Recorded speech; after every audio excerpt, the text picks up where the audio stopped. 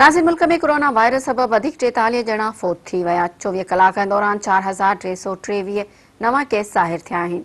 उन हवाले सां वधीक अपडेट करे रहियो आहे मेरठ वीडियो रिपोर्टर मुदस्सिर राजपूत। जी मुदस्सिर, छा अपडेट सही? जी, जीअं त NCOC पारां कल्ह हिकु अहम इजलास तलब कयो वियो। उन इजलास में इहो फ़ैसिलो कयो वियो आहे त बैनुल सूबाई पब्लिक ट्रांसपोर्ट खे छंछरु ऐं आचर जे ॾींहुं बंदि कयो वञे। इहो जिन जो अमल दरामद हिन फ़ैसिले जो 10 अप्रैल खां 25 अप्रैल ताईं रहंदो।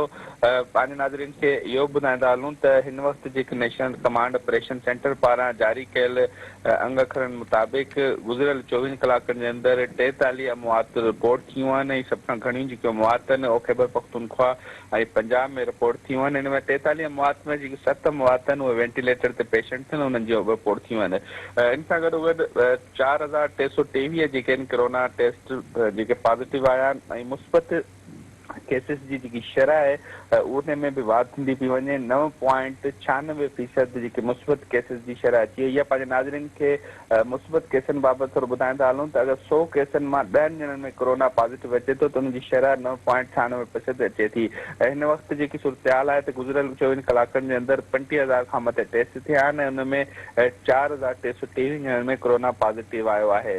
अगरि वेंटिलेटरनि जी अगरि ॻाल्हि कजे त नेशनल कमांड ऑपरेशन सेंटर इहो ॿुधायो आहे त हिन वक़्तु जेके वेंटिलेटर आहिनि उन मुल्क भर में जेके सभ खां घणा ऑक्युपाइड आहिनि जिते पेशेंट मौजूदु आहिनि उन में मुल्तान पहिरें नंबर ते आहे जिते 70% जेके वेंटिलेटर मजमूई तौर ते जेके उन हॉस्पिटल में आहिनि उनजा 70% वेंटिलेटरनि ते पेशेंट मौजूदु आहिनि ऐं 67% लाहौर में, गुजरांवाला में 60% ऐं इस्लामाबाद में 57%।